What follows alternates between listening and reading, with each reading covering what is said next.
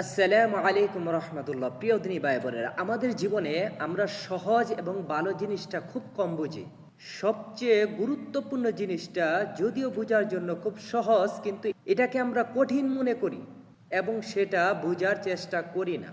আমি নামাজ সম্পর্কে আপনাদেরকে দু একটা কথা বলতেছি। এই নামাজটা যে আমাদের দুনিয়া এবং আখেরাতের জন্য এত গুরুত্বপূর্ণ এবং ইসলামের 5টি স্তম্ভ থেকে সবচেয়ে গুরুত্বপূর্ণ যেটা, এবং আমাদের জীবনকে পরিবর্তন করার জন্য, সমস্ত খারাপ কাজ থেকে দূরে থাকার জন্য যেটা সবচেয়ে বেশি দরকার, সেটাকে আমরা আজকে গুরুত্ব দিতেছি না, সেটার ব্যাপারে আমরা বোঝার চেষ্টা করতেছি না। দেখেন, আমাদের যে ইসলামের 5টি স্তম্ভ, কালিমা, নামাজ, রোজা, হজ, যাকাত। নামাজটা আমি পরে আলোচনা করি। কালিমা, আপনি যখন কালিমা পড়বেন, আল্লাহ তাআলাকে, নবী রসুলকে বিশ্বাস করে আপনি ইসলামের দরজায় প্রবেশ করলেন। রোজা, আল্লাহ তাআলা বছরে একবার রোজাকে আপনার জন্য ফরজ করছেন। আল্লাহ তাআলার একটা হুকুম 30 দিন রোজা রাখা, ফরজ হুকুম। এবং আপনি যদি কোনো অসুস্থতার কারণে ডাক্তার আপনাকে নিয়মিত ওষুধ দিছে, আপনি খেতে হবে, তাহলে আপনি রোজা ভাঙতে পারবেন। এর জন্য কাজা কাফারা লাগবে না, একটা বাংলা একটা রোজাই রাখতে হবে। আর ইচ্ছা করে বাংলা তো কাজা কাফারা করতেই হবে।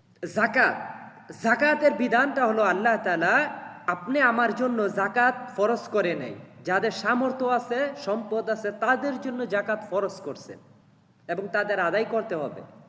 হজ, এটাও আপনি আমার জন্য ফরজ করে নাই আল্লাহ তাআলা। আল্লাহ তাআলা হজকে ফরজ করছেন ওই যাকাতের মতো, যাদের সম্পদ আছে, যাদের ওইখানে যাওয়ার তৌফিক দিয়েছেন আল্লাহ। আমি আপনার কাছে আল্লাহ তাআলা হিসাব নিবেন না যদি আমাদের সামর্থ্য না থাকে যাকাত এবং হজের ব্যাপারে। এটা আপনার ফরজ হুকুম মানতে হবে যদি সামর্থ্য থাকে। রোজা আপনাকে রাখতে হবে যদি আপনি সুস্থ থাকেন, ভালো থাকেন। এটা তো আল্লাহ তাআলার হুকুম মানতে হবে অবশ্যই। কিন্তু আল্লাহ তাআলা যেভাবে কোরআনে বলছেন, ইন্নাস সালাতা তানহা আনিল ফাহশাই ওয়াল মুনকার, নিশ্চয় নামাজ, এই নামাজ আমি আপনাকে সমস্ত খারাপ কাজ থেকে বিরত রাখবে, আপনার জীবনকে পরিবর্তন করে দিবে। এভাবে বাকি জিনিসগুলোর প্রতি আল্লাহ তাআলা বলেন নাই। আমাদের সামর্থ্য থাকলে মানতে হবে, করতে হবে, সামর্থ্য না থাকলে আল্লাহ তাআলা হিসাব নেবেন না। রোজা আপনাকে রাখতে হবে বছরে একবার, আপনি সুস্থ সবল থাকলে। আর যদি সুস্থ না থাকেন, একটার বদলে একটাই কাজা করতে হবে। আর যদি আপনি সুস্থ থেকে ভঙ্গ করেন, তাহলে শাস্তি তো আছেই এবং বিনিময় কাজা কাফারা করতে হবে। কিন্তু নামাজের ব্যাপারে যে আল্লাহ তাআলা বলছে, ইন্নাস সালাতা তানহা আনিল ফাহশাই ওয়াল মুনকার, এই নামাজ তোমাদেরকে পরিবর্তন করে দিবে, তোমাদের জীবনকে পরিবর্তন করে দিবে, তোমাদের খারাপ কাজ থেকে বিরত রাখবে। আর যখন আপনি খারাপ কাজ থেকে বিরত থাকবেন, নিয়মিত 5 ওয়াক্ত নামাজ পড়বেন, তখন আপনার এমনিতেই আল্লাহ তাআলার বাকি বিধানগুলা, আল্লাহ তাআলার বাকি কাজগুলো আপনার করতে এমনিতেই মন চাইব। আপনি দান করতেছেন, আপনি নামাজ না পড়লে আপনার দানের কোনো লাভ নাই। আপনি সামাজিক কাজ করতেছেন, মানবিক কাজ করতেছেন, আপনি নামাজ পড়েন না, আপনার এই মানবিক কাজে কোনো লাভ নাই। আপনি রোজা রাখতেছেন, নামাজ পড়েন না, এটা আল্লাহ তাআলার হুকুম। হ্যাঁ, আপনার হুকুম আল্লাহ তাআলা মান্য করতেছেন, কিন্তু লাভ কি হবে যদি নামাজ না পড়েন? এটি আপনি বছরের জন্য একবার ফরজ, আর আল্লাহ তাআলার 5 ওয়াক্ত নামাজ দৈনিক 5টা ফরজ, 5 বার ফরজ, 5 ওয়াক্তই ফরজ। কত গুরুত্ব এই নামাজ! আর আমরা নামাজ পড়ি না, আমরা মানবিক কাজ করি। নামাজ পড়ি না, আপনার হজ করি।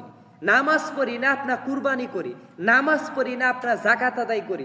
নামাজ পড়ি না, আপনার দান খয়রাত করি। কি হবে জীবনে? আপনার জীবনে পরিবর্তন তো আসতে হবে।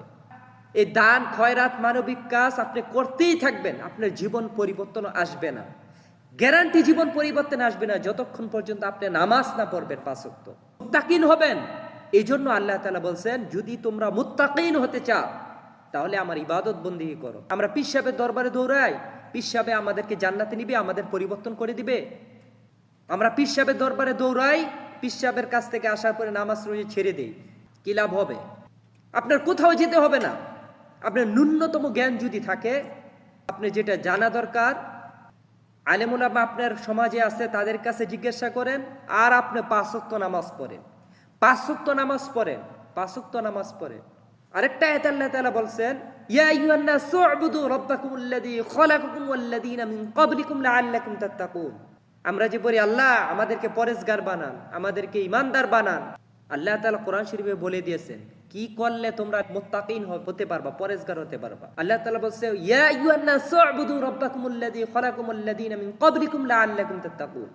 হে মানব জাতি, তোমরা ওই আল্লাহর ইবাদত বন্দেগী করো যে আল্লাহ তোমাদেরকে এবং তোমাদের পরবর্তীদেরকে সৃষ্টি করেছে। সে আল্লাহর ইবাদত করো, বিশ্বাস করো, তাহলে তোমরা মুত্তাকিন হতে পারবা। আল্লাহ তাআলা বলে দিয়েছেন আমরা জানি না, আমরা বুঝি না, জানার চেষ্টা করি না, আমরা পাগলের মতো দৌড়াই, 5 ওয়াক্ত নামাজের একক তো পড়ি না, একক তো পড়লে আর একক তো পড়ি না। আপনার পরিবর্তন চাই, আর এই পরিবর্তন হতে হলে আপনার এই কলবকে পরিষ্কার রাখতে হলে, খারাপ কাজ থেকে বিরত রাখতে হলে প্রথমে নামাজ পড়তে হবে।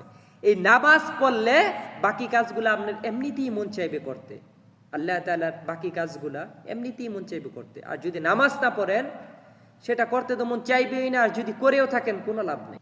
আমার কথা না, আল্লাহ তাআলা পবিত্র কোরআনে বলে তোমরা মুত্তাকিন হতে চাও, ইবাদত করো, আল্লাহ তাআলার বন্দেগী করো। তা আমরা আল্লাহ তাআলার ইবাদত বন্দেগী বলতে কি বুঝাই? প্রথমেই আমাদের জেহেনে মস্তিষ্কে যেটা, সেটা হলো নামাজ, তারপরে বাকি কাজগুলো। আল্লাহ তাআলা বলছে নামাজ পড়ো, তোমাদের দিল, মন, অন্তর খারাপ কাজ থেকে পরিষ্কার হয়ে যাবে, ভালো রাখবে। 5 ওয়াক্ত নামাজ পড়তে হবে, নামাজের মতো নামাজ পড়তে হবে। আমরা বুঝি না। আল্লাহ তাআলা আমাদেরকে বুঝার তৌফিক দান করুক, আমিন।